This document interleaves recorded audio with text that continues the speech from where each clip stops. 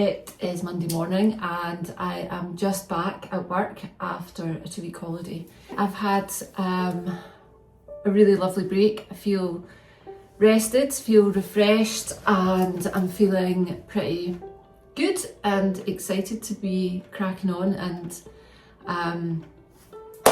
getting back into things. I'll just tell you where we went and what we got up to on our little Scottish road trip.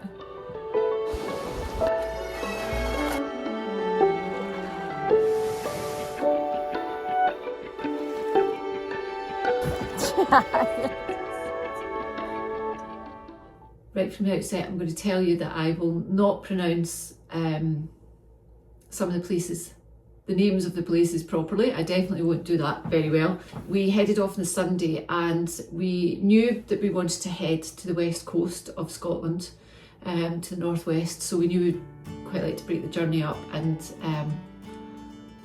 so we stopped off. We headed up to Beaulieu near Inverness. We got to Beaulieu, overnight stay, and then we headed across to Ullapool and had a little wander around and some fish and chips. And then we headed to a place called Altandu, which is a peninsula on the west coast, northwest of Scotland, and we stayed in a campsite called Port A campsite, which is how you pronounce it but not how you spell it. And we went for a dip there. We went for a cold water dip in the bay, which was really nice. It's cold. Oh, brave or stupid. Enjoyed that and started to unwind a little bit, and we were sitting out in the early evening, just sitting outside the van, and I decided I've started to get back into drawing and painting quite sporadically and not on as much of a consistent basis as I would like, and that's something that I definitely aim to change, and this trip has really inspired me to make sure that I do more of that. But anyway, I sat outside the van looking across the bay with a glass of wine and done some sketching and a little painting, which was really nice. And then we headed up the coast. The road that we took was definitely the scenic road, and I didn't drive the camper van at that point, Roddy did, and he had some serious navigation to do in terms of passing places and yeah, very tight roads, but a really beautiful little journey. And then we headed to Achamelvic Beach, which was a kind of key destination on the road trip. I was at Achamelvic Beach for the first time in the autumn of last year when I went on a resilient leadership expedition, which I have talked about and wrote a blog and done a vlog on that when I climbed Sullivan.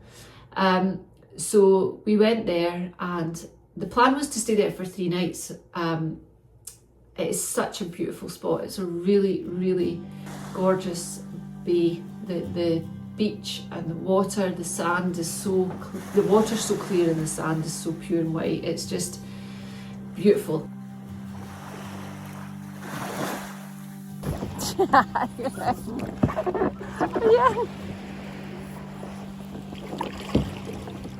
It's just a beautiful bay, and really, really lovely and safe to get out and explore around that a little bit and feel relatively safe, and the water was really calm, so it was a really good day for it, which is great. So we made the decision to go back to Ullapool and see if we could get a crossing to Lewis and Harris, because we've never been there, and the islands are some that I've been to Skye and Mull. I absolutely love Mull, but I was really keen to see some of the Outer Hebrides. So we made the decision. We got the opportunity to get across on the Wednesday to Lewis, to Stornoway, and so we went, and that turned out to be a really good decision, really great.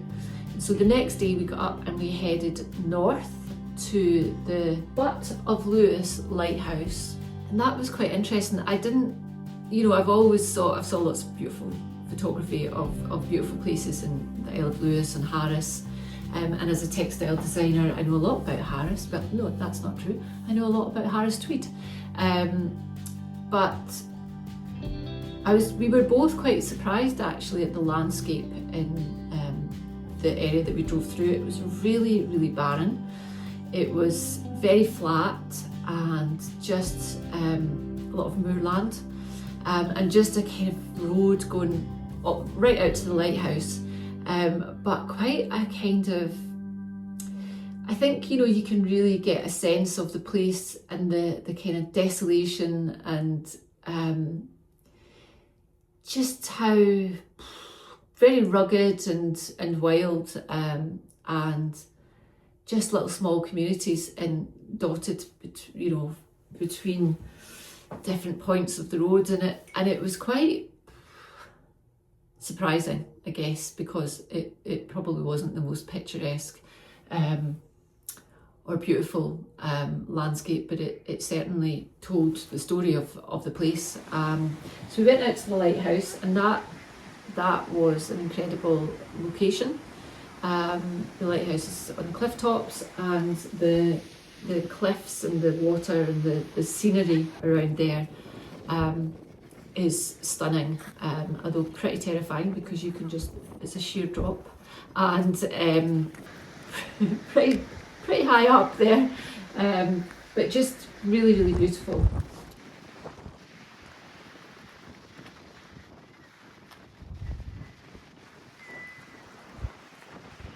And then from there we thought, right, okay, we're going to start heading back down, and we had no idea what Port of Ness was going to be like.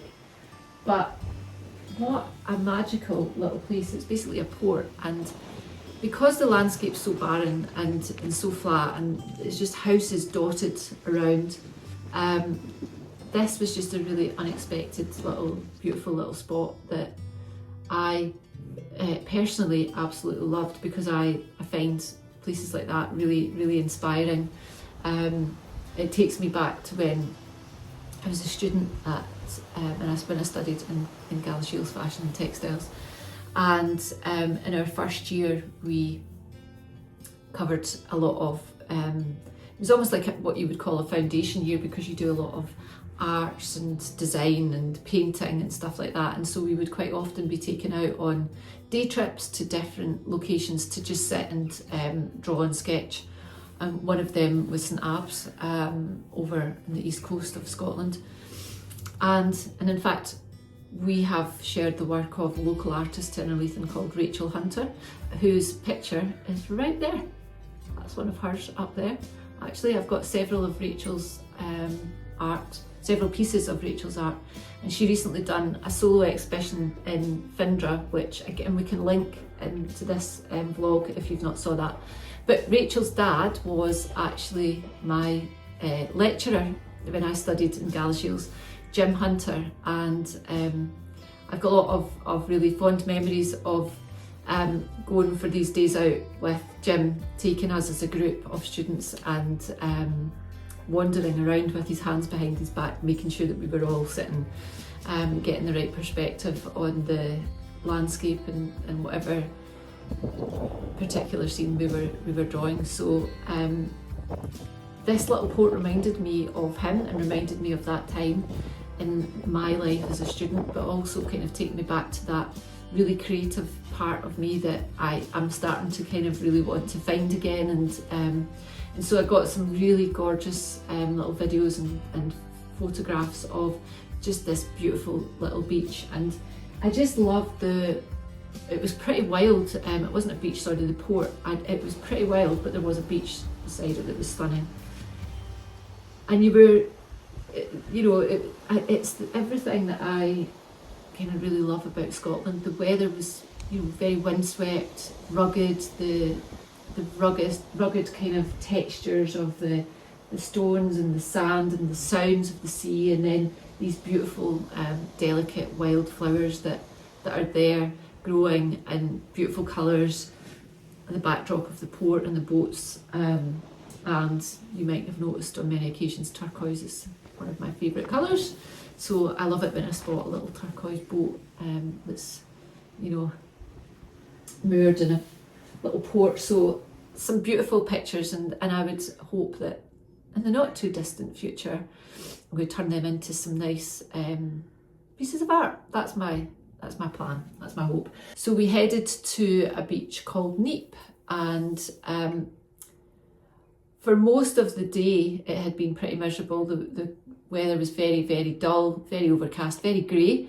It kind of suited the very barren landscape, as I say. It felt very, very Scottish, and yeah, it was quite a little bit depressing, I have to say. And so we headed to the beach Neep, and amazingly the sun came out, and it turned out to be a really beautiful late afternoon and evening. And right next to the beach, so we camped right next to the beach, the campsite was there. Right next to the campsite was salt box sauna. And so we booked in for a sauna, and you got just over an hour, I think it was 70 minutes. And so we had some time in the sauna and then into the water, into the Atlantic Ocean for a dip, and it was gorgeous. Again, honestly, it felt like a little bit of heaven. It really, really felt like if heaven exists for me, I thought, I hope it's like this, because the sand was just absolutely so white, so beautiful. The light that comes from this beautiful clear turquoise water and the sand, and just the feeling that you get from being there, and the light, it's a different kind of light that I've never experienced inland, or you know, it just has a different feel about it. So we really enjoyed getting in and out of the water, and the sauna as well. That was really good fun. It was a beautiful location and really enjoyable. And so stayed on the campsite and saw a beautiful sunset, although I'm going to be honest, I did not get out of my bed to photograph it, but I did see it from the comfort of my bed through the window. Sorry. And then we went from there, and we decided to head down towards Harris, but on the way we stopped off at a place called Gernon. Now, Gernon, I think it is. I have not pronounced that right, but it is the Black House Village, and it is basically, I think it's classed as conservation area now, and it's a group of old thatched roof little stone crofts that are located together, and it is incredible to see, because you get a real sense of how they would have lived back in those days. We then went from there to the Killanish Standing Stone, which was really great actually, because it was probably the day before the summer solstice, and that was quite special to visit that location. Again, it was a really, really bit dreary, so not particularly great weather. And so we went down to Harris, and that was beautiful, and we went to the Harris Distillery, which was lovely. I did take some really lovely images of some of the displays that they had there, and what was really lovely again is that whole thing of the inspiration that they took from the beautiful flowers of the area and the wild flowers of the landscape, which I just found really inspiring. And then we went from there. I was quite keen to go and see anything that we could find about Harris Tweed, and there was an exhibition called Harris Tweed Exhibition. It was a lovely exhibition, and it was really interesting to hear and read about a little bit more about the Harris Tweed Authority, and the fact that you can only weave Harris Tweed in Harris, and that it gets the stamp of approval, but to ensure that there are no one taking that away and reproducing elsewhere. But the exhibition, it was quite a basic exhibition, but it was good, and it was really, really interesting, and just gives you a little bit more of an insight into the history of the place and the nature of how they made a living. And I think again, as a creative person, just how much the land fed into the cloth, both in terms of the wool, but also how they dyed the cloth or created the colours, and the colours came from the landscape, and makes it so unique to that place. It gives it this incredible quality, and I think it's fantastic that that is being protected, and that the Harris Tweed Authority exists to protect that industry, and to ensure that the standards are kept and that it's not lost. So really interesting. And then we went from there back over to Ullapool and up to Durness Beach. Durness is a tiny little place. I think it's probably got, well, I don't want to say, but I don't think it'll be any more than 150, maybe 200 people. But we also went to the beach, but we also stopped at this little creative village, which is quite an unusual little location. It reminded me a bit of Findhorn, which is a place over in the Morayshire coast. And it was basically, I think it was an old military base, the one at Durness. And so there were all these kind of prefab type buildings, and artists have taken over the buildings and showcase and sell their artwork there, whether it's a sculptor or an artist. And so we had a good wander around there and got chatting to a lovely lady called Jackie Jury, who was telling us about the artwork her wife had done, which was on display. And just had a really lovely chat with Jackie, who then followed up by buying some Findra products, and yeah, which was really nice. I think it's really fascinating how just the conversation flowed. We also found out that one of her neighbours were a couple who came from Innerleithen, who have just recently retired and closed up their bookshop that they ran on the high street of Innerleithen for something like, I don't know, 35 years. So really interesting.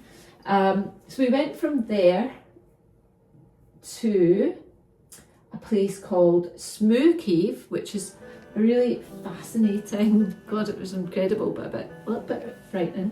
It's on the same location, just along from Durness, and it's this incredible cave that you can walk right into, and it's got a waterfall coming down, and you'll be able to see from the footage the power of the water, and just a really incredible spot, and again demonstrating that beauty of like nature, and yeah, just and at some points it was quite overwhelming actually, the amount of incredible locations we went to, and this sort of beauty of the landscape and just what you were taking in all the time. Scotland is just such an amazing country. So we went from Smoo Cave to a place called Tongue, and again another gorgeous landscape along the top of Scotland. And then we didn't quite go to John O'Groats. We decided to come down from there because we wanted to head to the Black Isle at Inverness, because we wanted to do a little bit of biking. But we stopped off at Dunrobin Castle at Golspie, and that was really, really interesting. It's, again, the location of the castle, you can see the beach is right behind it. There's some beautiful grounds around the castle, and it's got a real French chateau type feel. I could go into a bit more about the architecture and the architects, but I won't, because I need to go and do some more research, even though I did at the time, but I just can't remember it. But beautiful garden, lovely to walk around, more lovely plant life and flowers. And there was also a pipe band outside the castle. I'm not quite sure why they were there, but they were from Gordonston School, and they played Flower of Scotland, which was very relevant at the time, because obviously if Scotland were out in America, the Scottish team. So that was a nice little treat to hear it, and it always makes me quite emotional to hear Flower of Scotland. It's such a beautiful song, and especially when our team were, at that point, we had hope. From Dunrobin Castle we headed to Cromarty and Fortrose, and another beautiful campsite location, which was really beautiful. Again, right on the beach, and there we just took it easy. I done some paddle boarding, swam a little bit more, and in the evening we had a beautiful walk right out to Channery Point, I think it is. I'm going to double check that. Which is known for dolphin. You can spot dolphins there, and you can also spot seals. Now we sat for quite a long time watching, and we didn't see any dolphins, but we did see some seals, and that was really nice. And just lovely and relaxing. We then headed down and finished off for a few days down in the East Neuk of Scotland, Fife area, and that was the point at which we got the amazing weather, which is gone now unfortunately, but we got that amazing sunshine. And we stayed in Ely. We stayed in a campsite for one night, and then we found a little spot where you could just park and do some wild camping, so sort of overnight camping. And we walked a little bit of the Fife coastal route, but the weather was incredible weather, and so we couldn't do it all because of the heat. It was just a wee bit too much. But we walked to St Monans, and we stopped off at a place called Bow House and had some lunch. And there's a lovely craft brewery there, which was pretty cool, and just another really interesting spot and location. And then we went to the Ship Inn in Ely, which is a really well-known pub and does amazing haddock and chips. And so we sat there outside watching the sunset and had some fish and chips, and it was really lovely. And the next day we done a little bit of a tour around some of the East Neuk villages. So we went to Crail and Pittenweem and Anstruther, and again, just for me personally, really, really inspiring. It always seems sunny there. I know it was a really sunny period, but it always seems really sunny in the East Neuk. So I just really enjoyed taking lots of photographs. And as I say, hopefully they'll find their way into my own version of them as a drawing or a sketch or a painting, whatever that might be. But it was just a really lovely, lovely way to finish off our holiday and spend a bit of time in such a lovely place and then head home.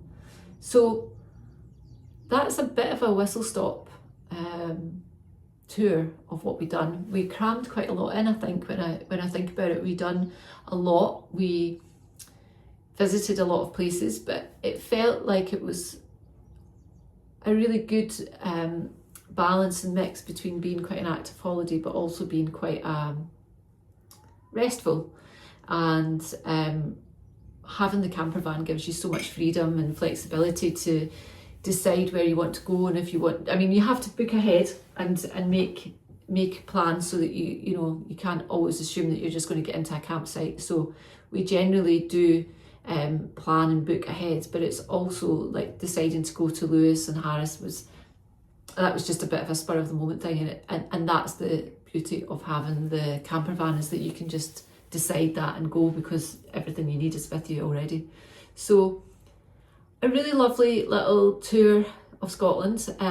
It's an incredible country, and there's still lots of places that we have to explore and visit, but I really enjoyed doing part of the North Coast 500 and just getting to see some of the islands as well, and just having a really lovely time. Hopefully you enjoyed this tour of my holiday, and look forward to seeing you next time. See you soon. Bye.